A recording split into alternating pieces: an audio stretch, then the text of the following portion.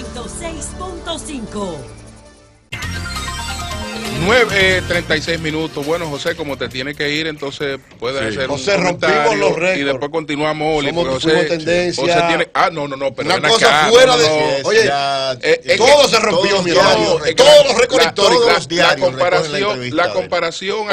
La comparación hay que buscarla con el Casandra, ¿no? ¿Verdad? El soberano. Con el soberano, sí. O con un cerca festival, del soberano tuvimos, cerca, cerquitito del soberano. Con el eclipse. O con el eclipse. El eclipse lo suspendieron ayer. Recibí reportes.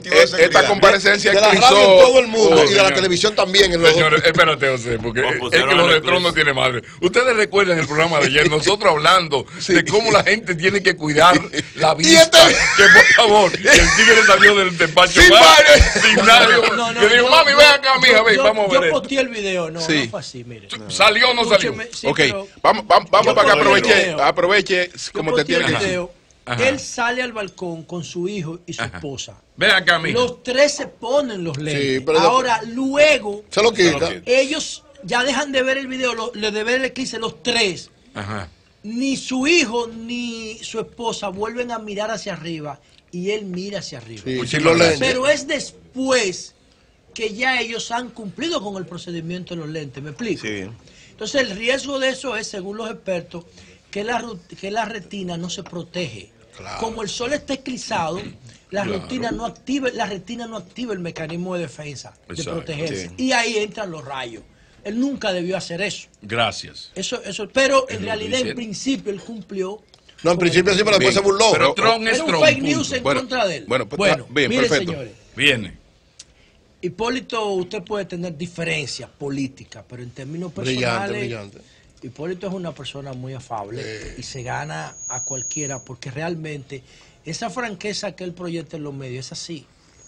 Es un tipo que dice las cosas como las siente y lo que a mí particularmente más me agrada de Hipólito es desafiar los esquemas. Yo me identifico con esa forma. Yo creo que los protocolos y los esquemas están diseñados para que alguna vez se rompan. Y eso que él hizo con el rey de comerse el pollo con la mano, eso lo haría yo también. Yo creo en esa vaina. Y por eso yo decía en el Congreso pero tú tienes que llegar eso de la ropa blanca, eso hay que romperlo. Tiene que llegar presidente primero para tú hacerlo allá con el rey. Tú tienes que llegar presidente. Sí, si lo haces antes te sacan de la actividad. No te dejan ni entrar. Pero en realidad yo tengo una ventaja. Y es que a mí nunca me va a gustar siendo presidente, no quieran que yo siendo presidente lo puede hacer. Y bueno, son dos jefes de Estado. Para yo ir a una actividad hay que invitarme 5 veces. Y no hizo la historia de Charón, el presidente. No le quiso qué bueno que no hizo la historia de ese criminal de Charón. Miren, ayer estuvimos aquí a Francesca de los Santos, la directora del Intran. Claudia Francesca. Y fue una entrevista interesante. Yo pienso que ella está llena de buenas intenciones, tiene un buen equipo. Y que la ley, que la estoy estudiando mucho porque la movilidad y el transporte, el tránsito, el transporte, la movilidad en sentido general, son factores clave de la seguridad. Y yo estoy construyendo mi proyecto de seguridad perimetral que ya debe andar por el de seguridad perimetral, no, sí, este es el de seguridad perimetral, el proyecto.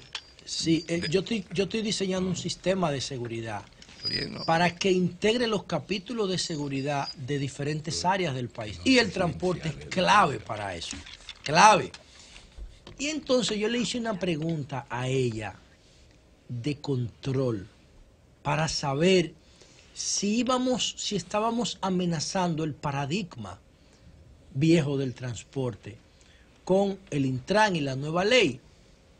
Y lamentablemente ella tuvo que admitir con una respuesta política, con una respuesta diplomática, que el paradigma viejo del transporte en la República Dominicana, ni la nueva ley, ni los institutos que creó como el Intran o la DGCET amenazan el paradigma. Dice Thomas Kuhn, que es el autor del libro La revolución de las estructuras científicas, que es que crea el concepto del paradigma, que un paradigma es una idea dominante que se mantiene por un periodo determinado de tiempo sobre cosas y procesos.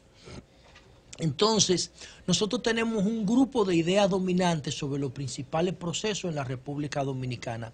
Y el tránsito y el transporte es uno de esos procesos o sectores que tiene un paradigma viejo de Guerra Fría. Con el agravante de que el principal reto para ella va a ser cambiar esa conducta en la psiquis de la sociedad dominicana, porque la nueva ley pone un nuevo orden, mas no pone ni el presupuesto ni las herramientas para hacer cumplir ese nuevo orden. Y aparte de eso, que bien tú citas, Víctor, fue lo que yo le dije a ella.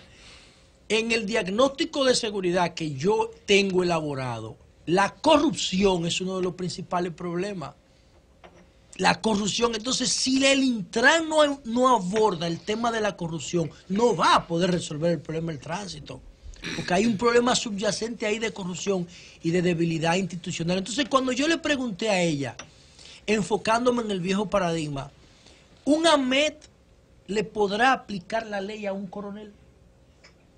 Yo le dije, una norma va a estar por encima de un rango, y ella me dijo, después de una pausa, estamos trabajando en eso. Sí, porque es un proceso. Inclusive empezando desde... No, es que la ley no aborda el tema. Además, la presencia. ¿Cuántos motoristas hay en el país? Sí. ¿Cuántos motoristas transitan por nuestras calles sin cascos, sin placa, con un motor o con un carro en condiciones? Víctor, entonces, ¿habrán las suficientes cantidades? ¿La presencia de AMET será suficiente para identificar a cada motorista que ande sin casco? Un semáforo en rojo, hay un AMET ahí. Es una acción de corrupción. Pero lo que... ¿Tú entiendes? Cuando una persona se mueve en un vehículo sin placa, sin licencia, sin seguro. Yo hice un observatorio en la presa de Tavera, cuando las inundaciones de noviembre, y había más de 200 motoristas, motociclistas en la presa de Tavera. La mayoría menores, lo tengo grabado, menores. Y yo de una vez inferí, si son menores no tienen licencia. Los motores no tenían placa y ellos no tenían casco. Imagínate. Oye, menores todos en la presa. Y segurito un grupo de 5 y 6 montados en cada motor. Entonces tú dices, ve acá, ¿cómo enfrentar eso? Ahí hay un problema de corrupción subyacente, porque es que nadie que tenga un vehículo puede circular sin los requisitos de seguridad. Pero aquí lo arman los motores para, es decir, lo traen en piezas. Y de autoridad. Lo venden sin registro. Yo se lo dije ahí, está grabado. Corrupción, debilidad institucional, ineficiencia y obsolescencia de las instituciones. Si la ley no lo aborda. Y los policías que agarran un motorista, que para ellos eso es lo más preciado, agarrar a un motorista que no tiene placa o que no tiene papeles y le quitan el motor. Y entonces ellos a pie y con el motor ahí. Con el motor, pero además, oye, ¿cuál es el lío? Te quitan un motor a ti, ¿verdad? Buscan una grúa que lo lleve para el canódromo y ahí tú tienes que buscar 2,000 pesos. Pero esos 2,000 pesos no van al Banco de Reserva. Si van al Banco de Reserva hay que pagarle una grúa que tú no sabes con qué criterio la contrataron. ¿Tú entiendes al final que es corrupción? Y por eso yo le dije a ella, mira, ahora yo quiero poner un ejemplo. O el motoconchita que le dice a la mía, pero paga esos cuartos para retirarlo del canódromo. Vamos a entendernos aquí. Acompáñenme civil, como dice Juan Luis. Somos dominicanos. O sea, ahora, yo quiero poner un ejemplo de qué pasa cuando se rompe un paradigma. Cuando se entiende que una idea ya ha agotado su ciclo útil y hay que evolucionarla, hay que transformarla. Yo quiero poner un ejemplo en República Dominicana porque lo tenemos. El tema electoral. En el año de 1994, con la crisis de Peña y Balaguer, en las elecciones del 94, aquí se hizo el Pacto por la Democracia.